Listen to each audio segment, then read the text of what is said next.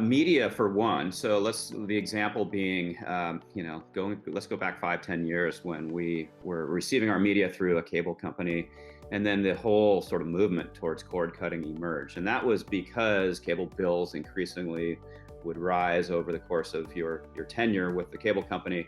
And the percentage of the content that was being provided that you would actually watch remain the same. So this idea that I am paying for a bloated package, I'm paying for content that I'm not watching or I don't even value started to mount. And so the idea of, hey, I'm going to actually cut the cord, I'm going to go consume my media on a more a la carte basis and pay for exactly what I am interested in consuming, allowed consumers to have choice and exercise that choice. And so they were able to construct just the right set of subscriptions that created the assemblage, that sort of curated portfolio of content that any consumer wanted to experience and valued.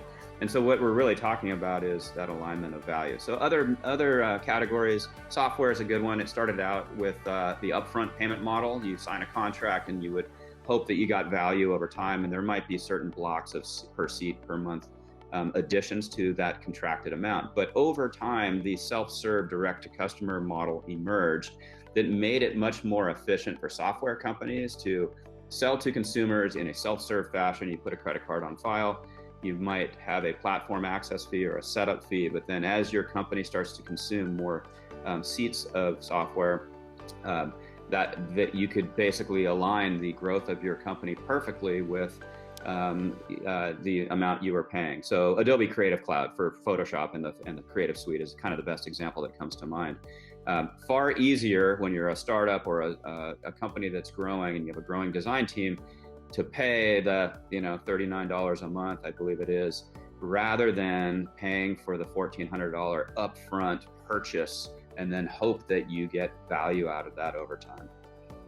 And there are far more. We're seeing a lot of other industries emerge into this kind of pay-as-you-go fashion, and we're seeing it largely in consumer-facing applications for that nice close alignment between the consumption models.